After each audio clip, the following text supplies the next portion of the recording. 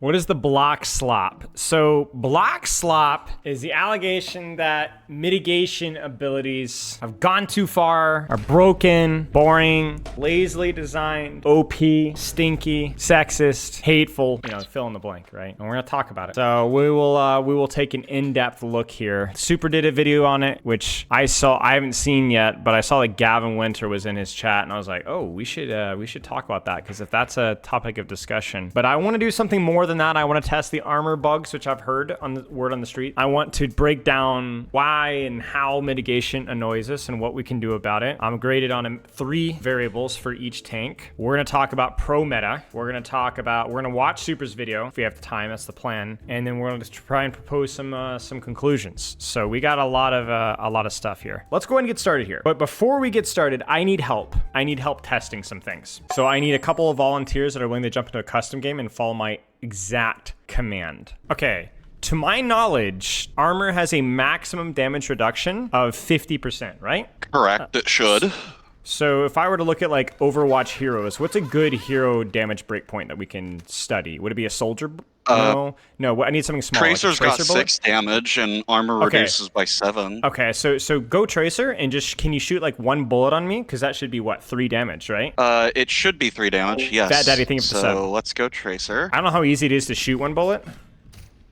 I can shoot 1 click, which is 2 bullets. Okay, so you did 6 damage, so I think it's correct, right? So that's 6 damage right there. Yeah. So that's 6 HP right there. So it's 50% maximum damage reduction. Yeah, that was 2 sets of 2.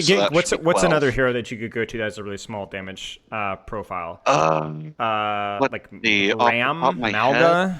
Maybe? I think Sombra's is pretty low. All right, let's check out Sombra's really fast. Let me check. I got the wiki pulled up here. Sombra's damage is 8 raw. So it should be 4. Yeah, there it is. So 4. So it's working correctly. Yeah. So there's your 4 damage. It works on armor. It works on armor. Okay, so then if I go back to spawn here and I swap, so far we swapped the Ram or Hazard or something along those lines. Maybe we'll do Arista as well. Let's just do the first one, Hazard. Okay, so Hazard, I need to look up what his damage reduction is. Cactus Puppy, hang on. 65%. 65%. Okay, so let's try this. 2.8. How many bullets would you need to do to see a break point here? So can we do 10 bullets? 10 bullets? 3, 2, 1. You could just tap it. That was 10. So that was 10 bullets, and that was 16 damage. So that's not enough damage, right? Like, I'm not crazy, right? Yeah, that's I believe 80% damage. So if you went from reduction? 80 to 16, yeah, that's 80% damage reduction. That shouldn't be like that. The theories I've seen going around are that armor is being applied before damage reductions, and it's reducing the actual base. Yeah.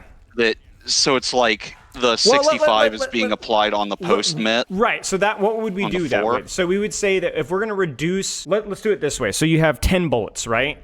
And armor's going to cut that in half, right? So you're going to actually do 10 bullets of 80, you're going to do 40 damage, right? So 40 damage. 40. And then what's 65% of 40, right? It's like 24. That's 14. 20, that's 14. Right? So that's what's happening. It's applying multiplicatively, right? It's happening one and the next, and it shouldn't do that. There should be a cap. Yeah, at least not as we've been told. Right. So armor should be helpful for when you're not blocking, right? It should not be added multiplicatively afterwards. So we've established that for all instances of damage, armor and blocks stack, all of them. However, it's much more noticeable when mitigation multiplies, which only happens in small instances of damage. Diva's chip damage, Doom's chip damage at extreme ranges, Hazard weapon, Junker Queen weapon, maybe BAP with fall off range, Tracer damage. Yeah. Anything that's Soldier chip. with fall off. Soldier with extreme fall off, right. Oh, here's an interesting one. What about Malga? What about Cardiac? So hit me with your hammer, should do 95 damage. Bam. 93? 93. Yeah, 7 damage reduction. I'm thinking 5. I'm thinking 5. Sorry. Yeah. I was like, for a split second, I'm like, X-Files music explaining to my brain. Okay. And then for Cardiac Overdrive, it's a 40% damage reduction. So it should be 40 damage taken away to 60, and then minus 7 should be 53 damage, right? So wait, hang on a second. So 53 damage, which would be 3572. It'll either be Go ahead and so hit me with it'll the either hammer. be 53 or 56. Go One for of the it. two. Smack me. Okay, there it is. Yes, 53. Okay, so it is indeed Okay. stacking with it is cardiac applying as well. after. Yes, because it's a It big is instance applying of damage. after. It's more than, it's not reducing Yeah. by 50%, so it's fine. But again, it's worth Yeah. highlighting here that it is stacking. It is absolutely stacking. Like that, you're still getting that 7 damage reduction, despite the fact that I Yeah. already have the mitigation there. Because we're going to showcase that it's highly going to affect Sombra's damage. Okay, so do the 10 bullet thing here. You ready? Okay. Go. Shit, that was 11. Hold on. I mean, it's fine. It's fine. It's fine. It's fine. It's an approximation. So I only took 24 damage. You did 80 damage. If I have 88. 40%, right, 'Cause I 88 accidentally damage. fired an Right, extra. correct. So 88 times 24. So that's like 27% of the damage that you actually did. That's a monstrous damage reduction. That is multiplicative because it's a smaller damage instance here. So Yeah. once again, we have another instance of smaller damage sources are going to get screwed by the armor.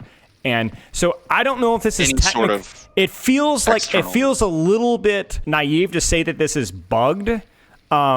It's not necessarily bugged. It might be working as intended, but it is also It's worth just- highlighting that why this is going to be a big balance problem is that if you have somebody who's using his mitigation ability within armor, first he's not only going to get double dipping here, but certain versus a lot of characters, you're going to get double dipping and then triple dipping because it now it makes armor literally what? Quadruple in effect. It just makes armor way overtuned. That also becomes like, this is the big reason what we're going to talk about here. The reason why this is so strong is because it buffs sustain. We'll get to it in a second. We'll get to it in a later, but like damage mitigation, this is something I learned back in MMOs. Damage mitigation makes healing more effective.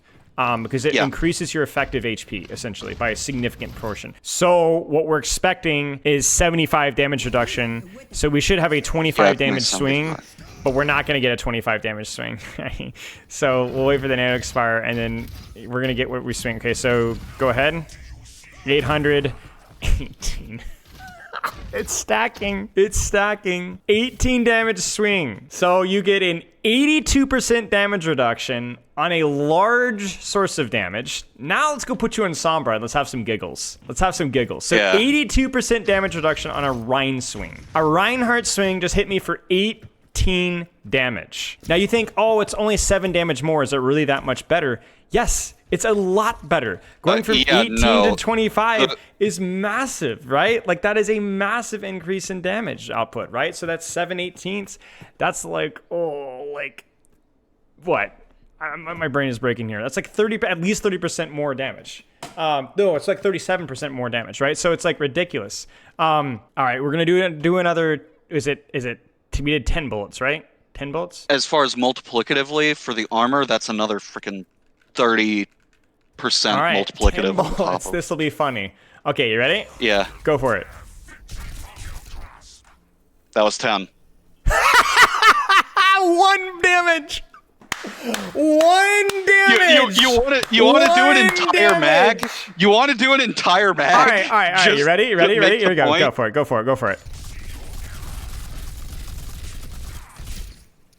That was an entire mag of 60. Now, think about that. That your entire mag, and Bronze Spilo here, if he was on my team, heals me once, and that's it. Like, that your entire clip is in your entire clip. Yeah, like, I mean, there is one saving grace, at least in Sombra's case. Do the block thing. Yeah. And we're going to talk about this later, This cuts through block. Okay, now wait a second, guys. The Percentile tank passive is headshot damage reduction, right? Are you trying to test to see if that mitigation is stacking I want to see if properly? it's stacking properly. Yes, correct. So I want to try Malga because that's probably our easiest. Hazard's going to be hard to headshot. Orisa's impossible. You know, Doom would be a good one. Maybe we do Doom that way. We only have 2 calculations to worry about because he doesn't. Doom would be can you headshot through Doom block? You can. Try it. Whoa, I'm done. Hold on.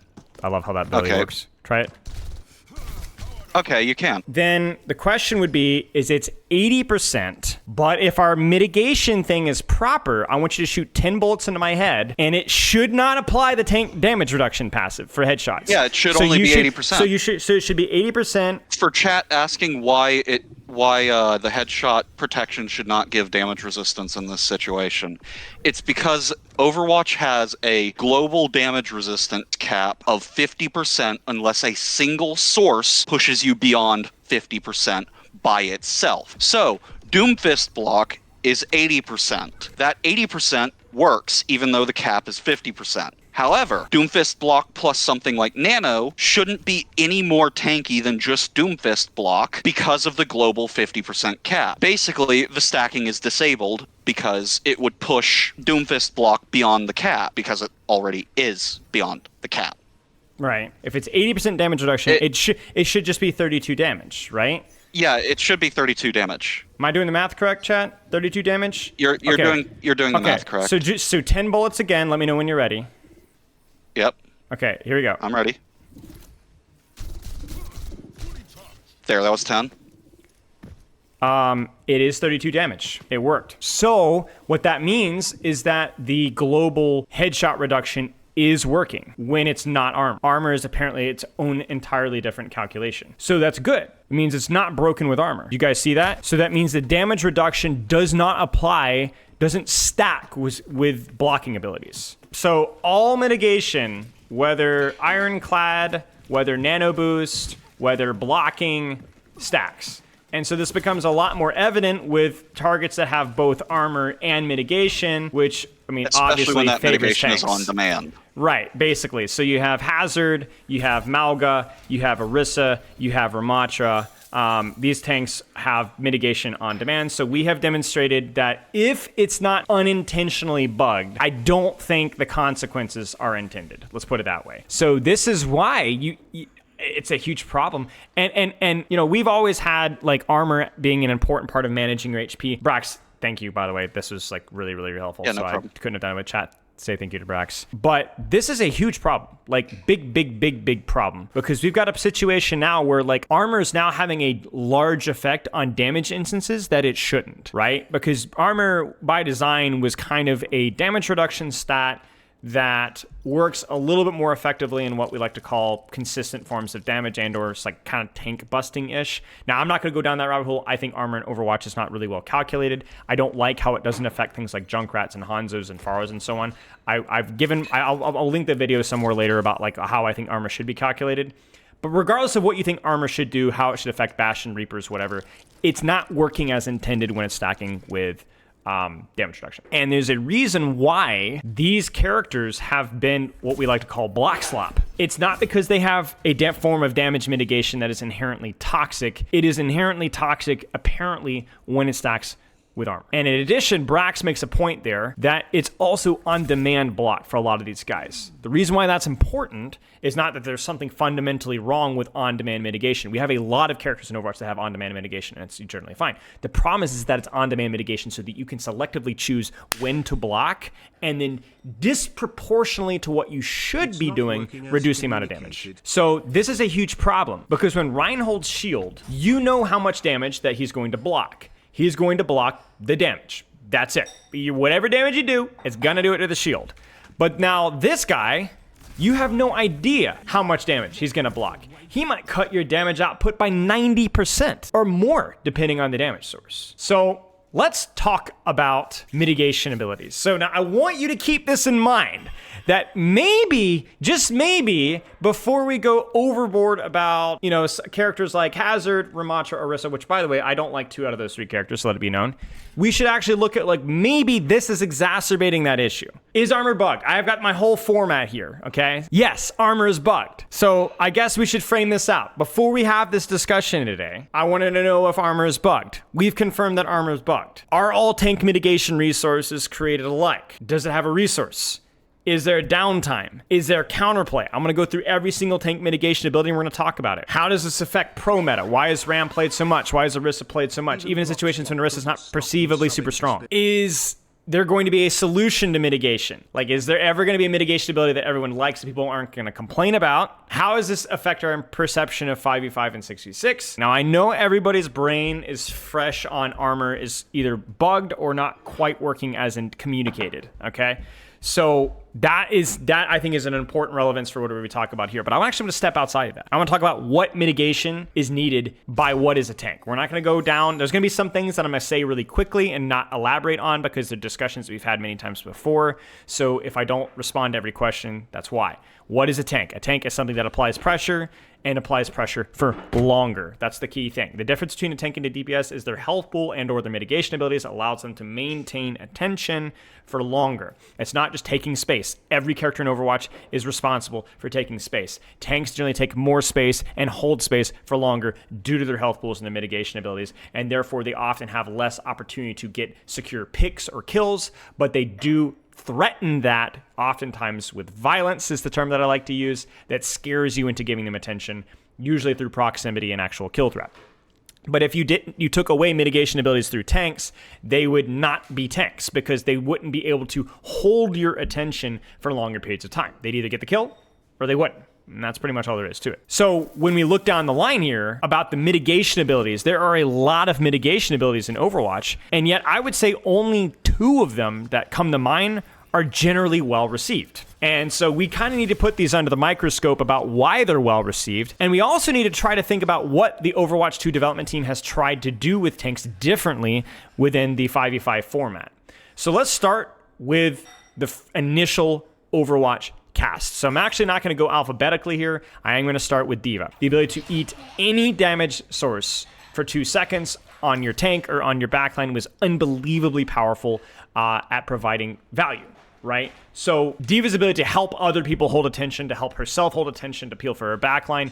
Matrix has been probably, you could argue, up there with one of the most controversial, maybe the most controversial tank ability, up there with Roadhog Hook and all of Overwatch 1. Overwatch 2, it's less talked about because she's a little bit less popular, but it's still a big problem. There still is just as much of a resource problem. It's a massive, massive resource. It doesn't have a lot of downtime, and there's very little counterplay to what you do about it because it comes back immediately. And when I say counterplay, it's not so much downtime. I need to kind of keep those. I'm saying when she is matrixing, what are your options? Rein. Let's talk about Rein. So Rein has not had very many metas in Overwatch because he is a relatively low skill floor character, and his skill ceiling is high-ish, not that high medium, but is often outclassed by other tanks. In terms of how well his mitigation ability is received, in terms of resource, it is on a resource. Yes, absolutely, it's on a resource. It's not infinitely. You can break the shield. Now, how much resource has been a point of contention? It's gone up. It's gone down. If you've played much 66 with that 2000 shield, it feels like a lot until it's not. He's had a lot of shield ups and downs. Downtime doesn't exist. It's strictly tied to resource. In other words, there is no such thing as a downtime. And basically, he's going to have shield most of the time. Very difficult to maintain. Okay, so it's in 1566. Okay, it used to be 2000. But yeah, Rein's resource with shield, it is breakable. You can remove it entirely. In fact, put it on a cooldown. Takes a little bit while to get there. Counterplay, not a lot. In fact, that's probably Rein's strongest strength with his mitigation, is that yes, it's on a resource. Yes, you can break it. No, there's no damage reduction stacking with armor, right? But there's very little downside to Rein's shield outside of the fact that it's not omnidirectional, but very few blocks are. Not saying Rein's good, but it is not a mitigation ability that is considered, you could consider to be perfectly, wonderfully, super well designed. It's just a shield. It's a wall. I'm not saying it's not fair. It's a resource. You can break it, but it is a shield, and it's what keeps him relevant, and there's not a lot of counterplay to it. Roadhog. So Hog Vape does not, it is a resource. Let's say Overwatch 1, it was a cooldown. It was on there was downtime and punishability to Roadhog because it was on a reasonable cooldown. I don't know if it was 6, 7, 8 seconds, somewhere around there. Roadhog, the reason why Roadhog wasn't, he was always hated in Overwatch 1 for various reasons, but Vape had serious counterplay compared to most mitigation cooldowns. It didn't provide damage reduction. It provided healing, which is, I think, a really bad form of mitigation, but we'll get to that later. But there was immense levels of counterplay with it. And also as a resource, you could actually kill Roadhogs. Like it was a lot of healing. It was like 300 healing. It was half his HP bar basically, but it was on a 7-second cooldown and you could interrupt it and you could just kill him straight through it. Now in Overwatch 2, that's different. We'll get to that a little bit later. Sigma was hated. really, really bad. Sigma's hated because he had a lot more shield. I want to say 1200, 1300 something shield, 1600. He's something ridiculous. 1400 something shield in this release. His shield, his HP has been continually tuned down over the years, and then I guess in the last 2 or 3 years it's been about the same. 1500 shield, ridiculous. So he had shift, which eats all projectiles, but it is counterplayable. He is vulnerable to melees during it. He's also, unlike Defense Matrix, unable to cancel it without burning another cooldown. So for him to cancel his shift means that he has to burn another cooldown. It leaves him vulnerable to hooks, leaves him vulnerable to, he doesn't do damage while he's doing it, which I guess D.Va doesn't really do damage either outside of missiles, but it does have a resource, and it is on a relatively long cooldown. Shield was on, I mean, you could look at it now, on basically a 1 second cooldown, and he had an unbelievable amount of resource and downtime. Sigma Shield on launch basically had no downsides. Its resource was so high and its downtime was so low that it might as well have been almost infinite until later in the fight. In terms of counterplay, very little that you could do because the fact that it had no downtime, that you could just move around it. And that doesn't mean that Sigma Shield doesn't have any counterplay at the time. It just was a lot lower than it used to. So yeah, no cooldown. Basically, a lot larger resource, and so on. We're going to keep going here. This is one of the few mitigation abilities in Overwatch 1 that was consistently considered fair. And there's some very clear reasons why. Resource, yeah, it's not a lot. You're going to break it. It's 600 shield. It expires after a certain period of time. You're going to break it. You're going to kill it. You can break it. It's one of the it's the easiest broken shield in the game at the time, up there with Arista shield. Actually, even easier, I believe. In terms of the downtime, significant downtime. I want to say it was like 13 seconds at the time. But you break it, and he has to basically can't really do anything for 7 or 8 seconds. And then in terms of counterplay, well, it is an omnidirectional bubble. But because Winston doesn't burn your face off, you can walk into the bubble and outplay it. You can LOS it. You can shoot the Winston before he goes in. It had more counterplay options than I'd say most mitigation abilities. I have found Monkey Bubble to be the least hated mitigation ability in Overwatch by a long shot because it does have a limited resource, there is clear downtime, and there is clear counterplay. Wrecking Ball. So Wrecking Ball's mitigation comes through a couple different things, one of which is hiding his head hitbox, which is an underrated and I guess part of his mobility as well. I mean, you could say mobility is part of a mitigation for tanks as a whole, but that's a whole different rabbit trail. But the big one is going to be the adaptive shields, which is essentially overhealth that scales around enemies. Resource. Sometimes not a lot, sometimes oppressively a lot. Downtime. Sort of, kind of, yeah. Definitely has some downtime, so he can be very powerful. But obviously, if he's able to maintain those adaptive shields, it can be tricky. And in terms of counterplay to the mitigation, there was no counterplay to his mitigation. You could counterplay Ball, but you couldn't counterplay his mitigation specifically. So you can't stop him from popping shields. The only counterplay that you had to Ball to his mitigation was actually spreading out, which is a bit of a weird way of counterplay. I'm not saying it's bad. It's just unusual. People don't usually think of, oh, we're going to counterplay Ball's mitigation by spreading out. Yeah, it's interesting. I think that's mostly it. And then finally Zarya here. So Zarya was just, does it have a resource? Yes, absolutely. One for yourself, one for somebody else. Does it have downtime? Yes, absolutely. You could count bubbles. That was one of the big old Overwatch 1 things, is the count bubbles. And is there counterplay? Kind of. You just break it. So Zarya is one that kind of checks a lot of the boxes there.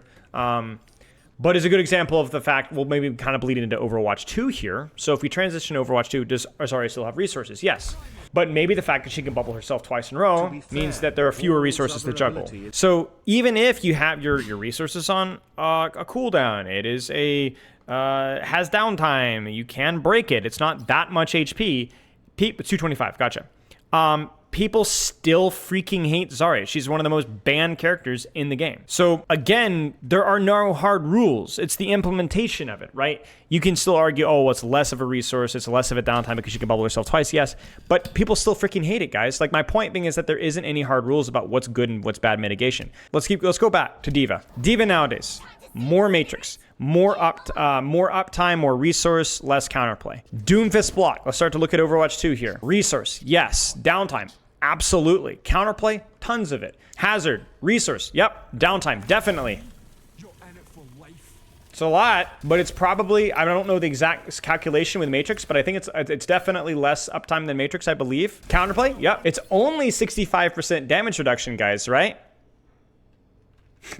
That's a joke. Armor's bug. Talk about it later. Jungle Queen has nothing outside of overhealth, which there is a lot of it, but provides nothing directly. and there's very, very clear downtime. Malga, resource, oh yeah. Downtime, Counterplay, tons of it, still hated. Fortify, resource, yes. Downtime, Well, okay, so when I say resource, actually no. Actually no. Malga, Orisa don't have resources, they just have downtimes. It's infinite mitigation during the duration of the cooldown, I should clarify. So when Orisa's Fortify, you can't break the Fortify. You get what I'm saying? Ramatra, resource, nope. Downtime, yes though. It's not a lot of downtime, but it is some downtime.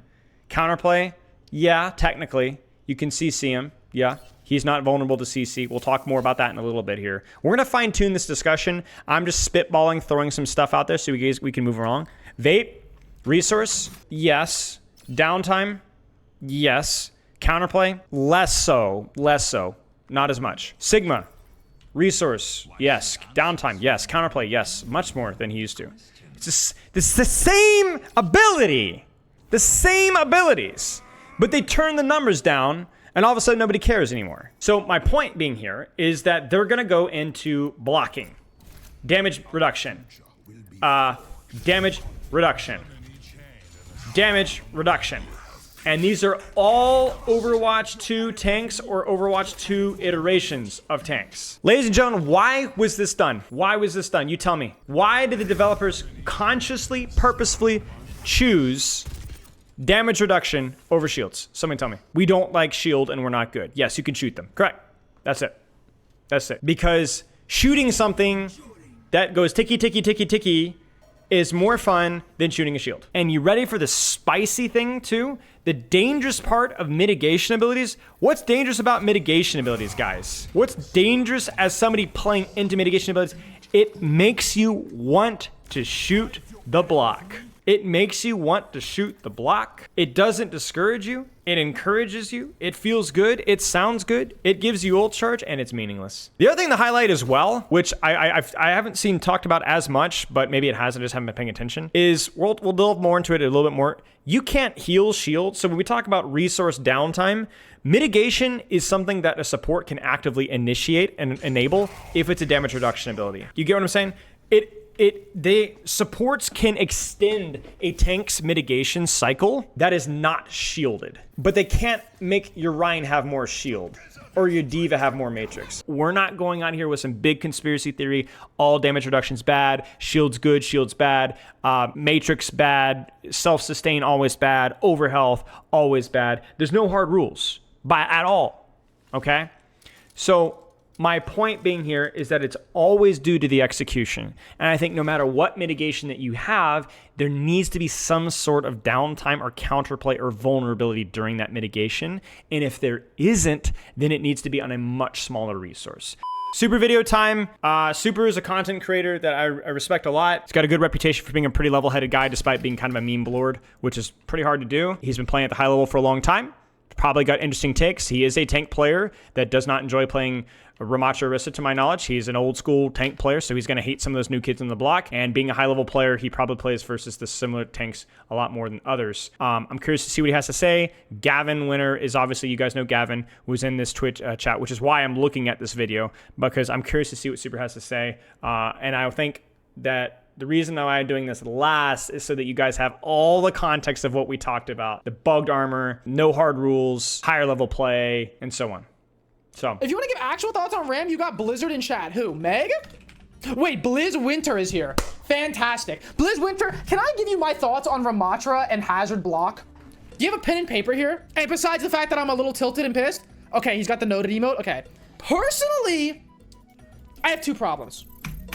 One, I think Ramatra as a character is like, his input to output ratio is not fun/fair to play. Ramatra has the lowest skill ceiling of any tank in the game by a pretty large margin. So it's not just about the mitigation, but it is largely due to his mitigation. But it's also because he doesn't have a lot of resource management, and his cooldowns are so long, there's not as much that you can do with him. His skill ceiling is almost exclusively HP management, basic positioning, and hitting Vengeful Vortex. It's really low compared to other tanks. Kind of not unrelated, but it is partly due to the mitigation, but yeah. Against. What I mean is, what Ramatra does to get value is too simple, and the skill expression, I feel like isn't there for the character. Like, if you watch like a Diamond Genji versus a top 500 pro Genji, there's obviously a difference. Ramatras are not doing anything special or unique to get the max value out of the character. I feel like the skill ceiling is too low and the block is too good. 80% damage reduction makes it feel like he's not punishable in the way that other tanks are, especially when they... I challenge you guys to name another low skill ceiling hero that has performed as well as Ramatra in the last 2 years. Juno's not a bad shout. Juno's close, but I still think she has a higher skill ceiling than Ramatra. But Juno's actually the closest shout, I would actually say. I'm not saying that Juno's easy to pick up necessarily, but skill ceiling, yeah. I don't think there's a character... Juno may be the closest, but still definitely a good step behind Ramatra. But then I can't think of a single one in the last two years. Venture... Venture has a significantly higher skill ceiling than both Juno and Ramatra, but yeah, Venture's definitely more in the mid. Venture's mid skill ceiling, maybe below the half. Overextend when they push forward, it's too hard. You feel helpless against the character sometimes. And Hazard is a very similar issue, but well, his block is kind of egregious. I feel like his block does too much. King. Hope it's a great time. I feel like about that, yeah, in damage reduction in general, I feel like is kind of a problem. Hazard, his block is 65% damage reduction. It reloads and does 75 DPS. That to me is extremely overkitted and unfun.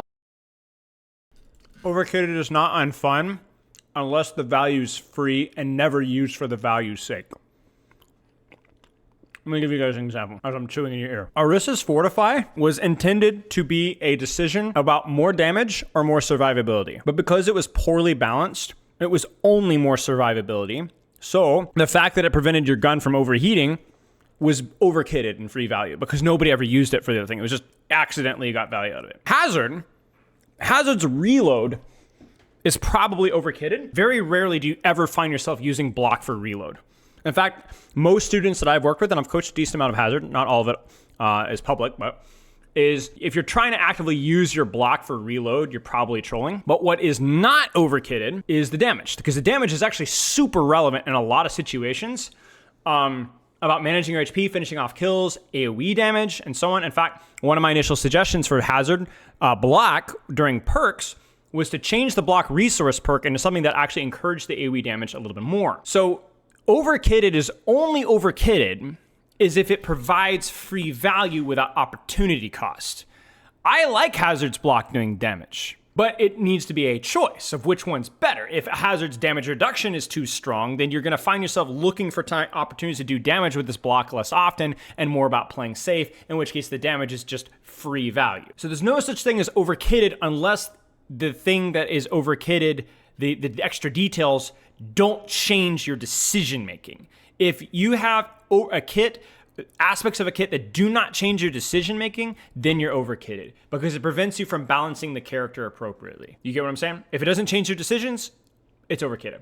If it does, it's not overkitted. It just means that you have to think about the character a little bit differently. And so that's why I like Hazard's damage. You could argue the reload is not... You know what's funny? You could actually buff Hazard's reload if you wanted to not make it overkitted on his block, and then nerf the damage reduction or nerf the damage output of his weapon or something like that. Because then, oh my gosh, how would I maximize my uptime? Like, wait, when would I, right? You'd actually have to you'd implement another thinking. I don't think you need that. I think Hazard has a lot of thinking already, but as long as choice is involved and the result is a relatively consistent output of value, then it's okay. And I just don't think reload makes sense. But this is kind of my point, is like a lot of old school Overwatch players say stuff like this because they're used to Reinhardt, where you do damage or you block damage. There's no in between. And they see these new kids in the block that have like these multiple different strengths and weaknesses. And they're like, oh, multiple things is bad, overkitted bad. But not everything has to be overkitted like Marvel Rivals. Marvel Rivals has a lot of buttons that don't matter and it's just free value. Overwatch generally, with characters like Hazard's wall is a great example. Very important for securing kills, for zoning off space, for protecting yourself, for creating resource traits, for blocking off angles. And every time you use wall, you've lost a chunk of your soul. You've spent, that is one of your most important resources. You better well have done it well. The fact that it does multiple things is good. Yeah, okay, we'll keep going here. But I just want to kind of provide context here. I also think these perks have to go. Hazard's Reconstitution and Roadhog's Pent Up, they have to go. There is no perk that should give you...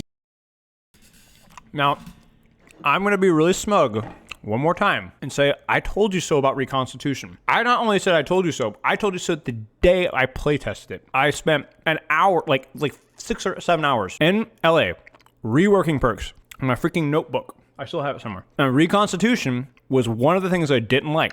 I thought there should be some sort of an AoE damage leech with his block that would hit nearby targets like chain lightning, but do not give him more resource. Everybody's like, it's not that strong. It's not that strong. You don't hit your walls that much. I said, no, it's good. Trust me. And here we are. Oh my God. Hazard's E. I don't know if this is intentional. His Vengeful Vortex, it completely stopping your momentum is, I don't understand why. I already gave feedback for this like 2 weeks ago, or a week ago, sorry. It stops your momentum completely. I like Vengeful Vortex as an idea, but the fact that it pulls you down instead of allowing you to keep your momentum and does an extra 50 damage? That's like that. I can't. It's so, I'm sorry, did I say Hazard? I meant Ramatra. Ramatra's Vengeful Vortex perk completely halting all momentum is crazy. You can beam someone with that and your left click. I just feel like both of these characters are very overkitted. I'm not really sure. I feel like I'm kind of complaining about a lot right now. And I don't really know how to fix some of these problems, to be fair. I think the... You see, this is why I like Super. A little bit of humility there. Love to see it. I respect that a lot. It's hard to do with, I feel like. I'm just thinking.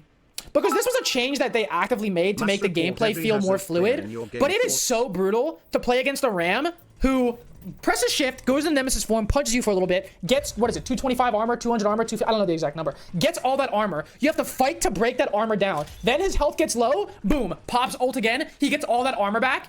What did we say? What did we say? It's the ultimate refresh, too. Super, super rough. Like, man, it feels so tough to have to deal with that.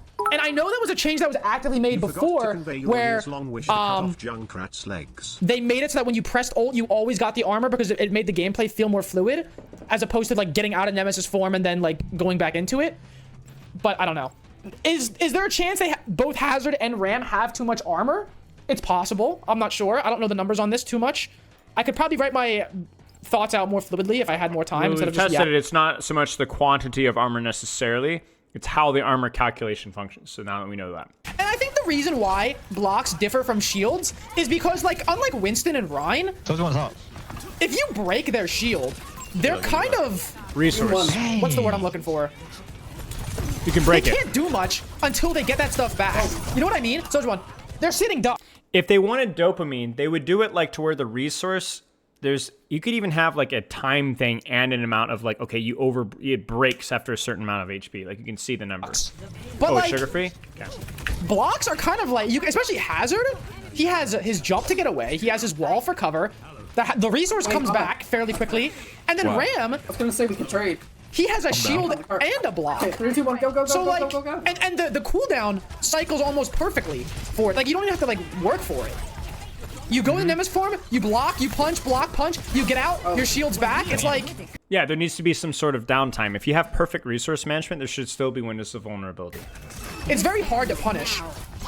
I did say that before, true. I think one thing, if you really want to keep his DPS, is that his right click shouldn't do damage unless you're damaging him.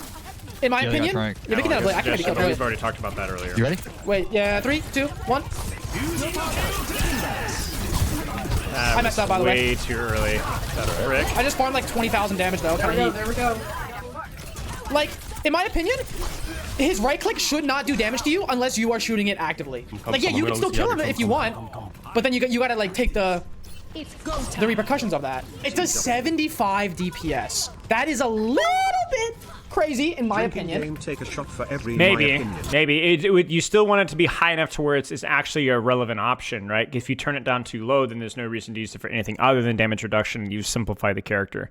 I mean, no, it's not the same, but like obviously they're not 1-to-1, but I still think it's kind of high for an ability that's meant to be survival oriented. But it's not necessarily meant to be survival oriented. So then, why is everybody in his chat spamming like, Fence you shouldn't be Sitter? able to spam block. Is that a meme? Like, guys, I'm just trying to give some fucking, some thoughts here. Like, I'm just trying to use my voice in a way that I think will benefit the game long term. Obviously, people are going to disagree with me, and that's fine. But at the end of the day, this is what an open form of discussion is all about, right? This is what happens when you have like, educated thought. Like this guy's like actually explaining his thoughts, so he calls a Fence Sitter, man.